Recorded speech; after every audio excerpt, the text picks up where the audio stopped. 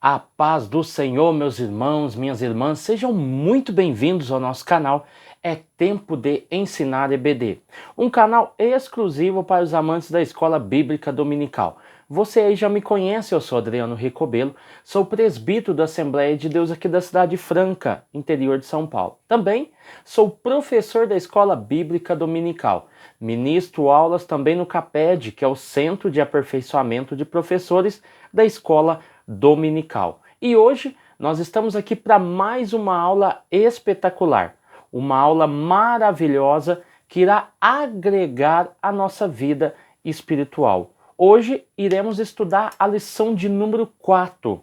A lição de número 4, ela se chama O Ministério Avivado de Jesus. E nós entramos aqui em um outro bloco composto pela lição de número 4 e pela lição de número 5, tá bom? Se você não entendeu, eu tenho um vídeo aqui no meu canal que eu ensino a ler o sumário e entender melhor as lições e a sua sequência. Então, se você se interessou, você pode entrar na nossa playlist Populares e lá vai estar o vídeo Como Ler o Sumário.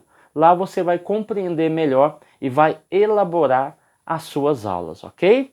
Então vamos lá. O Ministério Avivado de Jesus tem como textuário o seguinte: então, pela virtude do Espírito, voltou Jesus para a Galileia, e a sua fama correu por todas as terras em derredor. Então você vai ver aí um contraponto entre virtude e fama. O que vem primeiro não é a fama, é a virtude. E por causa dessa virtude, desse poder, Jesus começa a ficar conhecido em todas as terras ao seu derredor. A verdade prática, o alcance espiritual de um crente avivado revela a extraordinária atuação do Espírito Santo. Então, somente o alcance espiritual da vida de um crente avivado faz com que aconteça a extraordinária atuação do Espírito Santo. O Espírito Santo, ele tem poder para atuar, mas se nós não buscarmos essa vida espiritual, esse avivamento, o Espírito Santo não consegue trabalhar, tanto de forma particular quanto de forma coletiva. Então isso é muito importante para a nossa compreensão e é isso que nós já estamos estudando desde a primeira aula, ok? Lucas capítulo 4, versículo 14 ao 22, nós temos aqui um episódio muito interessante, ao qual Jesus está em uma sinagoga. Então nós vamos ler aqui o versículo 14, destaca alguns pontos, né, como sempre nas nossas aulas. Nós vamos ver primeiramente o versículo 14, que já foi citado, né, que a virtude do Espírito, né, pela virtude do Espírito voltou Jesus para a Galileia, e a sua fama correu por todas as terras em derredor. Virtude, fama. E ensinava nas suas sinagogas e por todos era louvado. Então nós temos dois pontos importantes. Não era a fama que fazia com que as pessoas louvavam pela vida de Jesus, ou que ele era louvado pelas pessoas. Não. A sua virtude. Então, pela virtude do Espírito, voltou Jesus para a Galileia. Ele tinha virtude para transmitir para as pessoas e automaticamente ele fica conhecido. Se ele não ficasse conhecido, aquela mulher do fluxo de sangue não teria recebido a notícia de que ele estava passando por ali. Como ela recebe a notícia, essa fama, esse reconhecimento, ela vai atrás dele. Não por causa da fama, mas por causa do poder que ele tinha. Se eu apenas tocar nas suas vestes, serei curado. Então não estava atrás da fama. A fama levou o nome de Jesus até ela.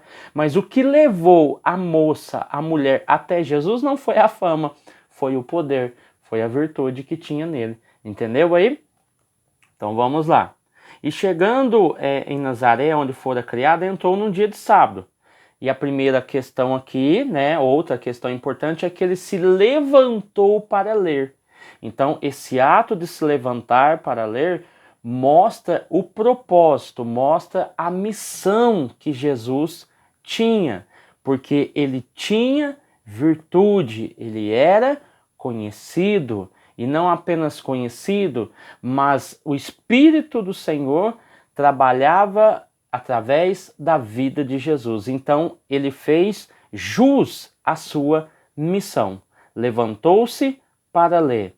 Leu o profeta Isaías e afirmou e confirmou no versículo 18 que o Espírito do Senhor era sobre ele, porque ele foi ungido para evangelizar os pobres, para curar os quebrantados de coração e também apregoar liberdade aos cativos. Após afirmar esses 4 pontos, 4 itens importantes da sua missão, ele vai encerrar o livro, ou seja, ele não fala nem nada a mais e nem a menos do que ele deveria falar. Isso nos cabe uma lição muito importante, nós como pregadores, ensinadores, de falar aquilo que é necessário, aquilo que é oportuno. Não ficar aí enchendo linguiça, né, um linguajar popular nos púlpitos, na escola dominical. Não, fale aquilo que lhe foi confiado, ok? Então, encerrando o livro, assentou-se. Um ato de humildade. A partir do momento que ele se levanta, ele também se assenta, mostrando humildade, mesmo se referindo a si mesmo como aquele que o Espírito está sobre ele, ok? Então Jesus sabia muito bem aonde era o seu lugar. E nós temos que aprender muito com isso, tá? Então começou a dizer-lhe: hoje se cumpriu esta escritura em vossos ouvidos. E todos davam testemunho e se maravilhavam das palavras de graça que saíam de sua boca. Mesmo tendo alguns questionamentos que diziam: não é este o filho de José? Mas ele, com a convicção, com a sabedoria, com a inteligência, e entendendo e sabendo que é o Filho de Deus, mas as pessoas até então não sabiam. E ele tinha que se afirmar perante a sociedade de que ele tinha uma missão, ok? Então vamos lá. Dentro da introdução, nós vamos ver o seguinte: Jesus iniciou seu ministério na Galileia, provocando grande repercussão diante do povo. Olha para você ver, o autor já está afirmando essa grande questão, que ele provocou, ou houve uma provocação grande, né, diante das pessoas. Ou seja, eu estou tendo uma repercussão por causa da virtude, por causa das palavras, por causa dos ensinamentos, e isso começa a mexer com as pessoas. E você vai ver aí a questão do impacto. Veremos o impacto juntamente com a autoridade dada pelo Espírito Santo ou proclamada sobre a autoridade do Espírito Santo. Então nós vamos ver esses 3 itens. Primeiro, a sua fama correu em toda a vizinhança das cidades da Galileia. Beleza? Tudo bem. Tá. Mas houve impacto. Então esse impacto aconteceu. Só que não adianta apenas ter o impacto. Eu preciso de ter autoridade. E essa autoridade vinha da palavra de Deus e da atuação do Espírito Santo. Então, as palavras, os milagres, mostram a autoridade que ele tinha. e isso lhe confere uma fama, um reconhecimento de alguns e incredulidade de outros, tá bom? Então, não é feito apenas de maravilhas, tá bom? O ministério, né? Vamos lá. O tópico 1, Jesus e a pessoa do Espírito Santo. O Espírito Santo na vida de Jesus. Aqui nós vamos ver em 3 ocasiões, né? A primeira seria no nascimento, ao qual o anjo Gabriel deu essa notícia a Maria, né? Que descerá sobre ti o Espírito Santo. Ela tinha as qualidades necessárias para que o Espírito Santo fizesse a obra na vida de Maria. Então, as pré-condições para a atuação do Espírito Santo, elas são importantíssimas para que o Espírito Santo atue com ousadia e com poder, ok? Então nós vamos ver que até aqui o papel do Espírito Santo como executor do divino, do mistério da encarnação. Então nós vamos ver que ele, até esse momento, é o executor do plano salvífico, escolhendo Maria através das suas pré-condições para que ele atuasse, ok? O tópico B, né? No batismo, que no nascimento e no batismo. Antes de iniciar o seu ministério na Galiléia, Jesus submeteu-se ao batismo de João, no Rio Jordão. Aí nós vamos ver que ao sair, viu o Espírito de Deus descendo em forma corpórea de pomba. Nós já vimos também na Bíblia a questão da voz, tá bom? Dizendo, este é o meu filho a quem compraz a minha alma, e o próprio Cristo sendo reconhecido, o próprio Jesus, né, sendo reconhecido como o Cordeiro de Deus que tira o pecado do mundo. Essas são as palavras de João, o que batiza, tá bom? Então Jesus saindo da água e o Espírito Santo materializando-se em forma de pomba desceu sobre ele, ok? O tópico C, na tentação, depois do batismo, Jesus foi conduzido pelo Espírito ao deserto, Mateus capítulo 4. Assim fica claro que o Senhor Jesus não tivesse a presença do Espírito Santo, o resultado de suas provações não seria satisfatória. Lembrando que Jesus está aqui numa forma encarnada, como homem, e como homem ele está sujeito às tentações.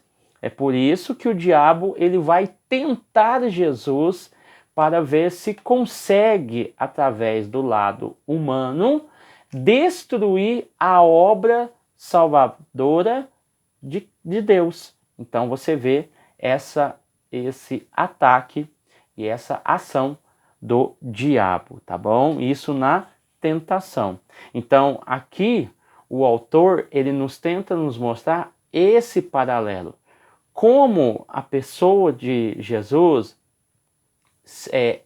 caminha e anda e trabalham juntos, ou seja, Jesus e o Espírito Santo. É por isso que o primeiro tema vem mostrar essa importância. Jesus e a pessoa do Espírito Santo. Elas trabalham em conjunto para um bem maior, ok? O subtópico de número 2, o Espírito Santo no ministério de Jesus. O ministério terreno de Jesus começa com aproximadamente 30 anos. Então, depois de voltar do monte da tentação no deserto da Judéia, nós vamos ver que Jesus foi ungido pelo Espírito Santo para evangelizar os pobres. Foi ungido pelo Espírito para curar os quebrantados de coração. Veio tocar o coração dos homens e ainda convidar os cansados e oprimidos, porque ele pregava a liberdade aos cativos. Então, todos esses versículos têm referências bíblicas. Ele veio também curar não somente a alma, mas também o corpo. É por isso que o texto ainda continua em João capítulo 9, e deu vista aos cegos, e pôs liberdade aos oprimidos. Então você vai ver que essa missão de Jesus, ela é fundamental. Ela mostra um lado muito eficiente desse ministério. Então não é apenas o título que faz com que você seja uma pessoa virtuosa. Não é somente o título que te faz ser crente. Não é o título que faz com que você seja alguém importante. O título pode te dar fama, mas não te concede virtudes. O título te dá reconhecimento, mas o título não te dá aprovação diante de Deus. Então é importante unir esses dois elementos, porque isso nós vimos na vida de Jesus. A fama de Jesus era por causa da sua virtude, tá? E essa virtude aproveitou-se da fama de Jesus para atuar na vida das pessoas. Assim, como eu usei o exemplo da mulher do fluxo de sangue, ela é encorajada a buscar a Jesus após ouvir que Jesus passava por ali. Outra transformação causada pela fama é o caso de Zaqueu. Zaqueu vai atrás de Jesus por causa da fama. E essa fama aqui, irmão, não confunda, pelo amor de Deus, não confunda essa fama com a fama dos artistas que nós temos. Esquece essa fama passageira dos artistas que está baseada em estereótipos que não são reais.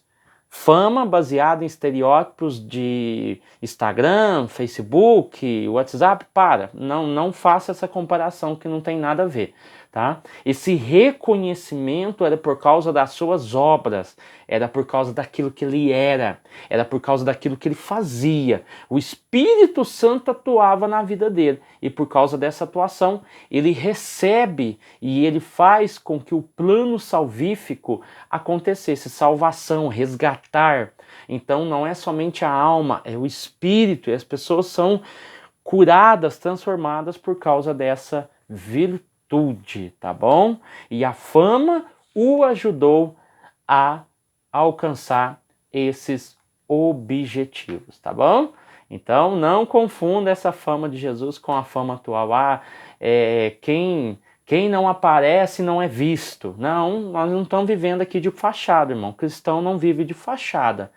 Então é um erro gravíssimo a gente falar isso. Quem não aparece não é visto, tá? Eu tenho certeza absoluta que você é visto por aquilo que você faz, por aquilo que você é.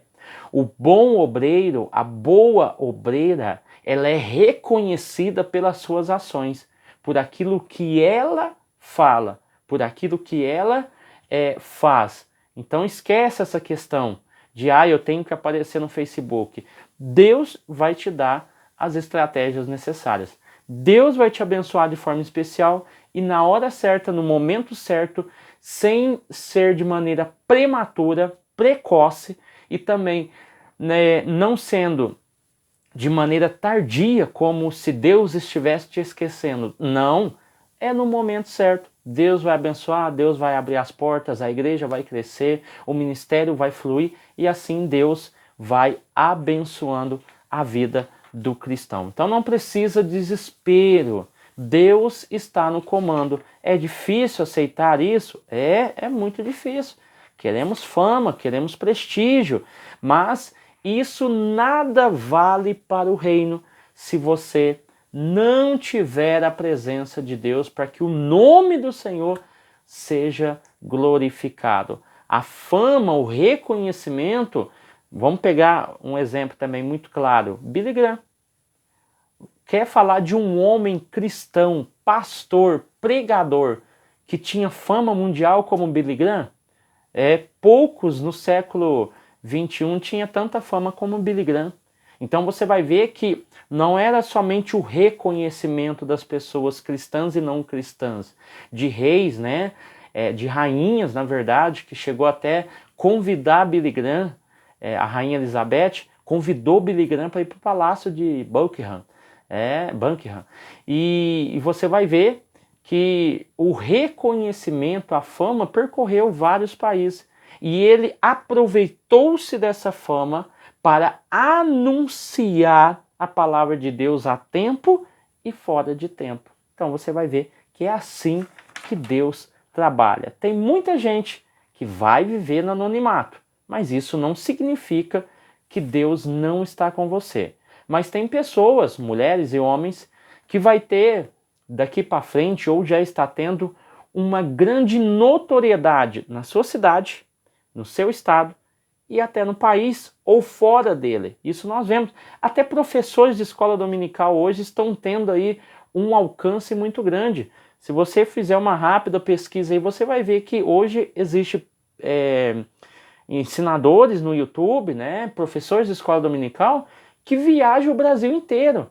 Mas é o quê? É esse fruto desse reconhecimento. Por que que eu convido tal pessoa? Por causa que ele aparece no YouTube? Por causa que ele ministra uma boa aula? Não. Porque eu analisei, procurei saber, e ele realmente é aquilo que ele prega. Ele é realmente aquilo que ele ensina. Aquilo que ele é no canal, ele é na igreja. Então é isso que faz com que as pessoas chamem e assim a fama, o reconhecimento vai se alastrando. E com isso, o nome do Senhor vai sendo glorificado, porque somente Deus abre e fecha portas, ok? Então vamos lá. O tópico de número 2, Jesus e a oração em seu ministério. Aqui nós vamos falar sobre o valor da oração. Nessa questão, nós vamos ver duas versões aqui, em Mateus e em Lucas, e vamos pegar Mateus como exemplo, porque aqui vai falar sobre o valor da oração. Se você pega lá, Mateus, o capítulo 6, você vai ver que logo no versículo 1 ele faz um assunto introdutório, não falando necessariamente sobre a esmola, sobre a oração, mas a esmola, porque se você dá uma esmola e você quer aparecer, né, como o próprio texto diz, o que adianta orar? Né? Sendo que tudo que você faz para se engrandecer. Então o versículo 1 vai dizer, guardai-vos de fazer esmolas diante dos homens, não é diante de Deus, diante dos homens. Né? Por essa razão, é o versículo 2, aí ele especifica algumas questões. Aí no versículo 5, quando orares, não sejam como os hipócritas. Aí você vai ver que a mesma ênfase que é dada no versículo 1 falando sobre as esmolas, no versículo 5, quando ele fala sobre as orações, ele também vai mostrar um lado correto e a forma correta ou o padrão para que essa oração seja feita de maneira objetiva, tá? E o versículo 6, ele vai mostrar uma forma. Entra no teu quarto, fecha a tua porta e ora a Deus que ele vai te ver em oculto. E assim, não useis de vão repetição. Ou seja, mostrando que não é ou muito falar ou muito repetir, é o coração sincero, quebrantado, é o coração devotado a Deus, é o coração humilde que faz com que as suas orações cheguem até o trono da graça. É por isso que no versículo 9 é mostrado um padrão de oração. Esse padrão de oração ele é interessante, porque nesse padrão ele mostra os objetivos específicos que a oração tem que alcançar.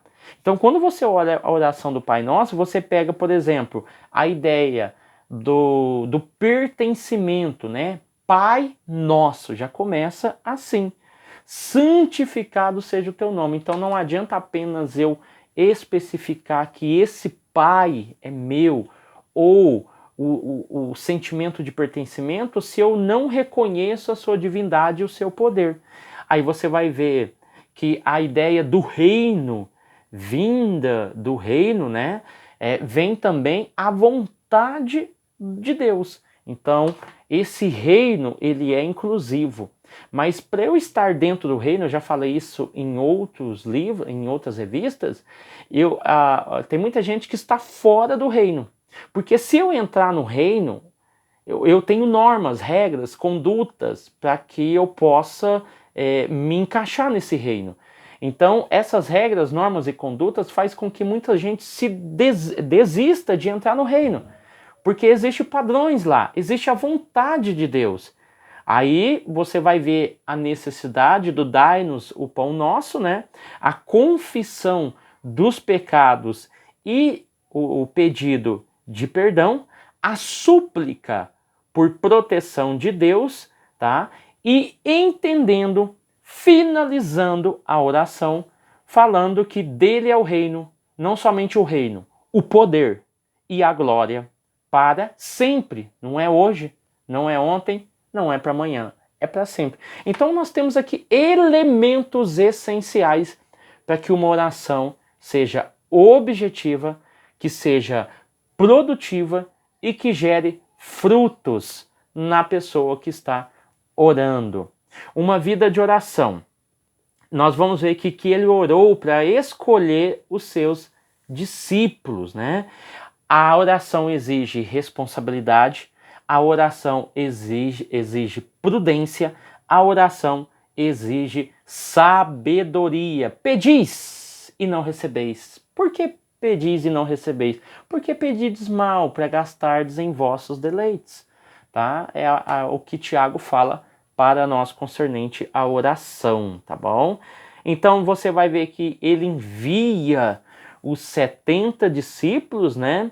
Então você tem aqui o envio dos 12 para uma grande missão, e dentro dessa grande missão, ela vem posteriormente a uma oração, aonde ele passa atravessando a noite inteira orando, e ao nascer do sol, tá? Você vai ver Jesus separando os 70 discípulos. Tem gente que fala que algumas traduções usam 72, tem alguns comentaristas que acrescenta 70 mais 12, que aí daria um total de 82 discípulos. Fato que na João Ferreira se usa 70 discípulos. Algumas traduções usam 72, tá bom? Então se eu usar 72, eu tenho 37 pares de discípulos que vão pregar e anunciar.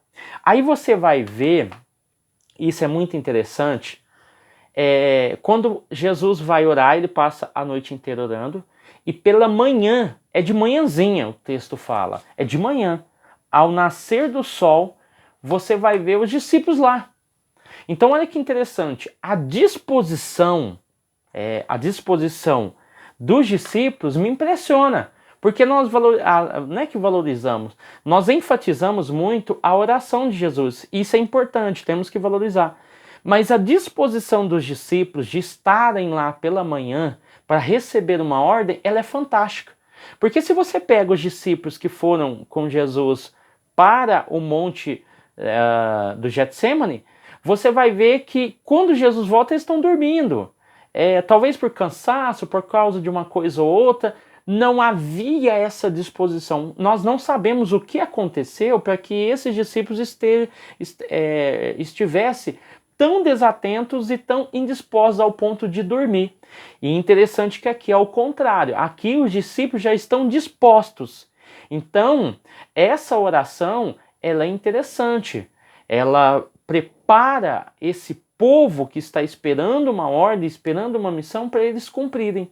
É por isso que quando nós olhamos para a imagem de João o que batiza, você vai ver que ele veio preparar um povo bem disposto. Disposto para quê?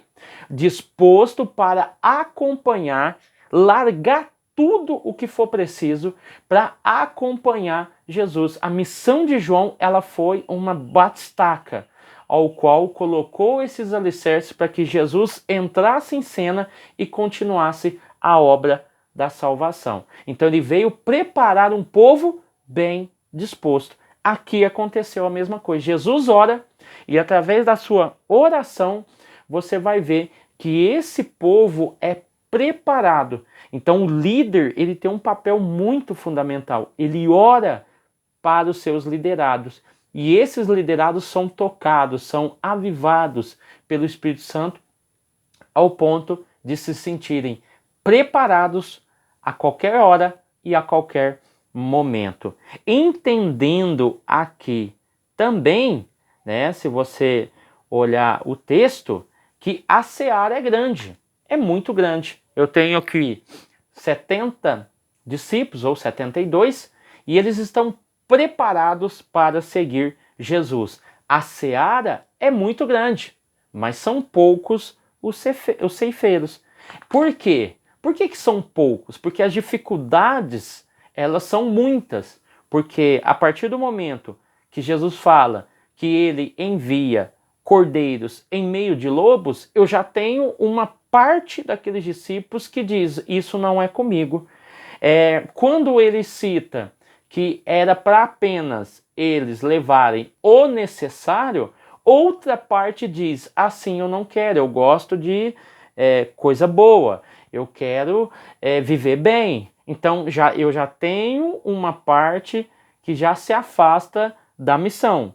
E também, quando Jesus afirma que era para eles aceitarem tudo o que fosse oferecido para eles, né, para comer tudo que estivesse na mesa, um já diz, não, eu não consigo levar essa vida dessa forma, então eu prefiro ficar na minha casa, eu prefiro voltar para o meu trabalho, eu preciso fazer o que agrada a minha alma. Então, alguns pontos, algumas falas de Jesus faz com que vários discípulos parem de o segui-lo, porque eles não vão suportar a missão que lhes foi e que será confiada, ok?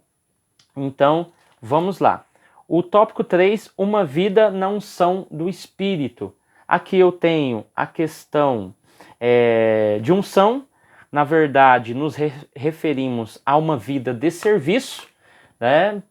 Infelizmente, quando se fala unção, as pessoas acham que é um poder maior ou uma consagração maior, ele recebeu a unção. A unção é trabalho, irmão. É trabalho, é você trabalhar, é você fazer com excelência. A unção na vida de serviço é tudo que você faz na escola dominical, no presbitério, no diaconato, enfim, na portaria da igreja para receber os irmãos, a recepção, enfim. Essa unção transfere paz, transfere alegria, confiança, credibilidade. Essa unção que é referida aqui está ligada à vida de serviço, é aquilo que você faz, tá bom? Então isso é muito importante decifrar aqui. A unção do Espírito na vida do obreiro.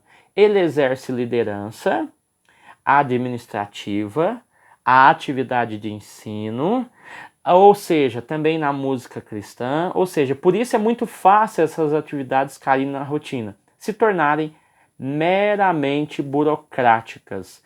Então você vai ver que dentro da igreja pode acontecer muito isso.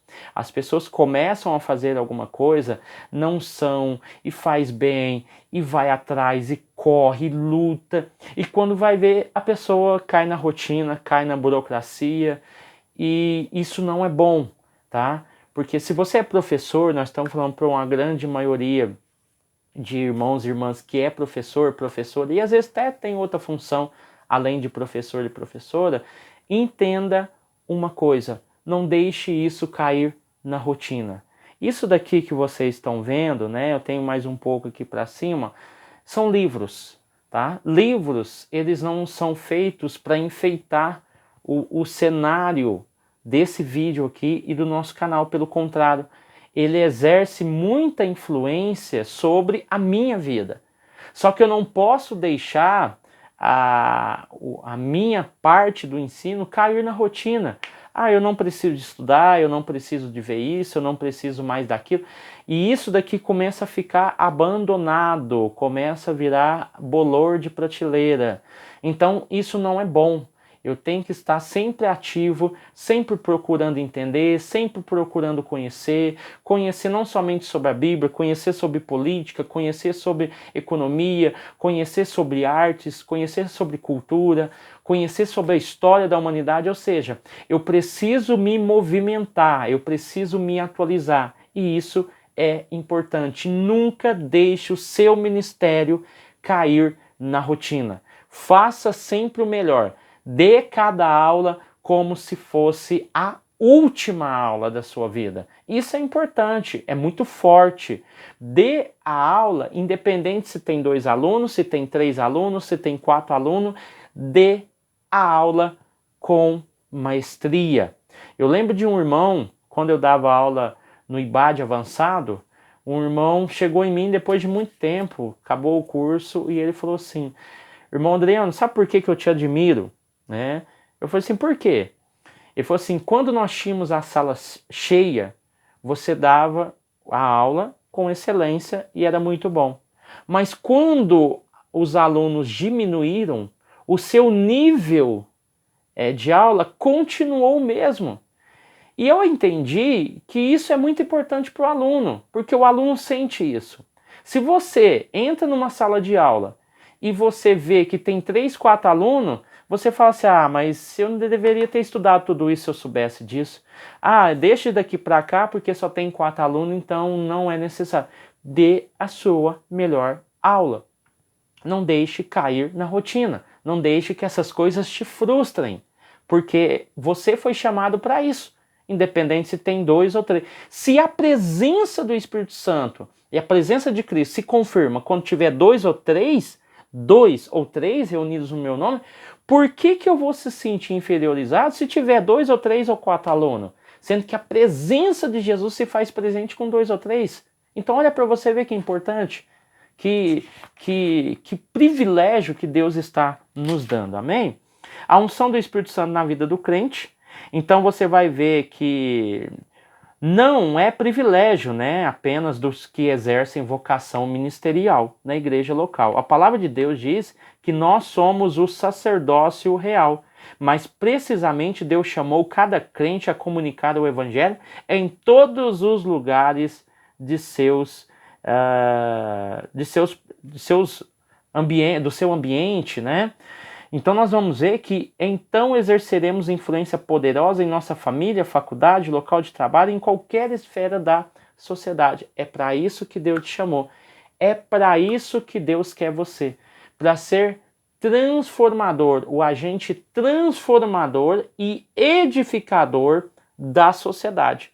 Seja na área do município, do estado, do bairro, do país, do mundo. Não importa. Deus te chamou para uma grande obra. E quando nós olhamos a atuação do Espírito Santo, o ministério avivado de Jesus, e esse ministério avivado de Jesus é consequência da atuação do Espírito Santo na vida dele, então nós entendemos que nós também temos essa oportunidade, ok? Então Deus abençoe sua vida, sua casa e sua família.